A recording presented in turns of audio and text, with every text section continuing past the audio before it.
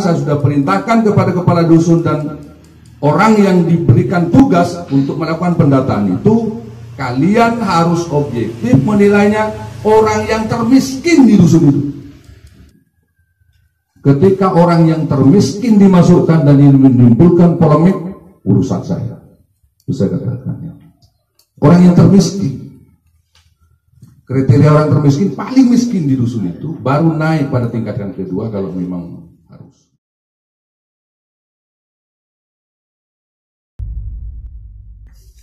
Jadi ukuran rumah orang yang layak menerima itu 2 kali lipat. Misalnya rumah berarti 8 meter persegi. Kemudian yang memiliki aset 500.000 maksimal. 500.000.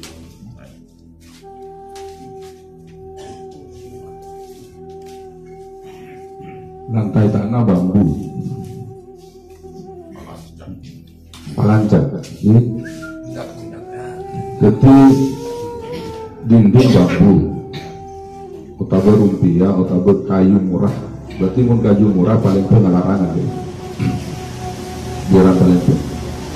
Buang air besar itu pun. Nanti langsung menjemput. Mun celong nanti tak kaping kita asik lah baru. Penerangan tangdi penerangan.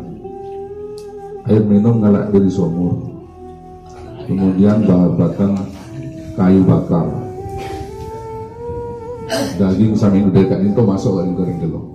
Karena biasanya pun daging 1 tahun 2 kali, musim lebaran dan musim lebaran Idul Adha.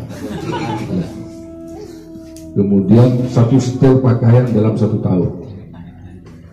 Ya. Makan 1 sampai 2 kali sehari. Ya. Tidak sanggup berobat ke puskesmas. Rata-rata orang Celong nggak ada yang tidak sanggup. 12 sumber penghasilan petani lahan 500 meter persegi.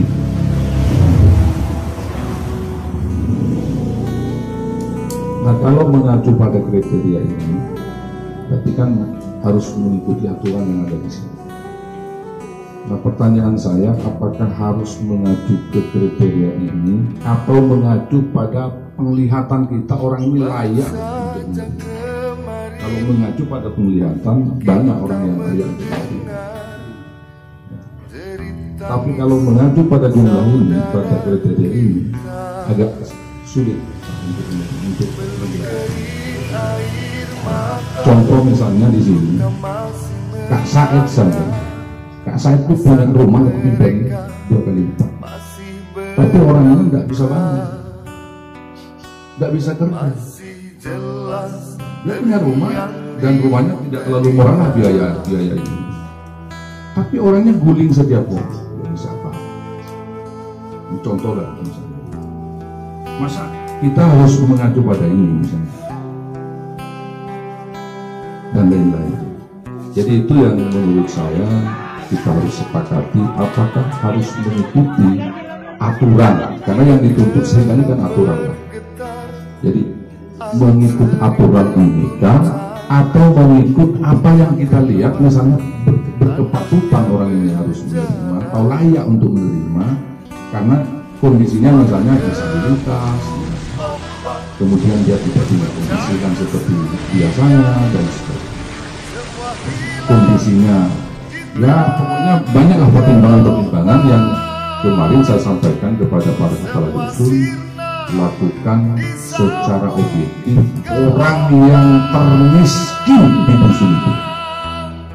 Ketika orang yang termiskin dimasukkan dan yang menimbulkan polemik, urusan saya. Bisa katakan orang yang termiskin, kriteria orang termiskin paling miskin di dusun itu baru naik pada tingkatan kedua kalau memang harus. Baru naik setelah termiskin dia. Tidak ada alasan, tidak punya dokumen. Ini bisa dilakukan atas kebijakan. Soal kepala desa mau dihukum kemudian itu urusan saya. Saya tidak takut itu urusan. Yang penting jangan akal-akalan.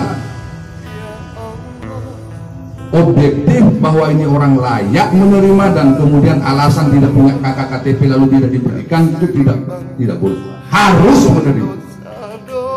Caranya. Tapi mohon maaf kalau ini sampai dikembangkan ke media Pak, ini akan menjadi masalah karena ini sudah melangkah dari ketentuan peraturan pemerintah pengganti undang-undang. Karena apa? Banyak yang mempelintir masalah-masalah seperti ini. Maka saya katakan, saya sudah perintahkan kepada kepala dusun dan orang yang diberikan tugas untuk melakukan pendataan itu, kalian harus objektif menilainya orang yang termiskin di dusun itu. Mana orang yang termiskin di dusun itu dulu. Baru yang kedua, kalau memang memungkinkan naikkan. Kalau mau disesuaikan dengan persentasenya, berarti kan nggak cukup kalau hanya cuman yang termiskin, misalnya di sini itu ada 5 orang misalnya. Yang nggak cukup kalau disesuaikan dengan persentase. Ya, kalau persentase 30% berarti berapa ratus juta. Kita sesuaikan aja lah biar nggak ada masalah. Tapi harus disepakati Pak. Kalau nggak disepakati saya juga nggak bisa. Tapi soal ketentuan ini orang termiskin, didahulukan, tidak punya data, tidak punya apapun, itu bukan alasan, ya memang saya setuju. Yang saya maukan artinya jangan sampai apa yang menjadi hajat pemerintah ini menjadi polemik tak berkesudahan dan bahkan menimbulkan fitnah yang tidak berkesudahan.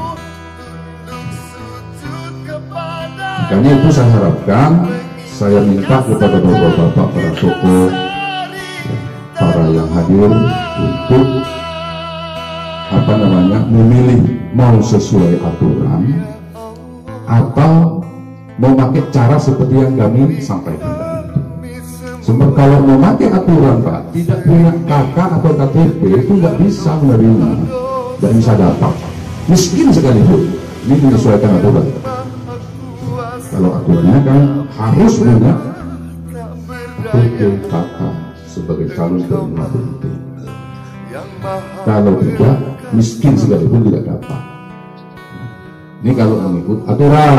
Kalau tidak, kalau mengikuti apa yang kita lihat menjadi kepatutan orang ini untuk kita bantu, maka kita tidak boleh hanya karena alasan KTP dan kakak tidak bisa menerima misalnya. Ini harus bisa menerima apapun caranya, walaupun harus diwakilkan pada mungkin konvoynya, mungkin keponakannya, kan begitu.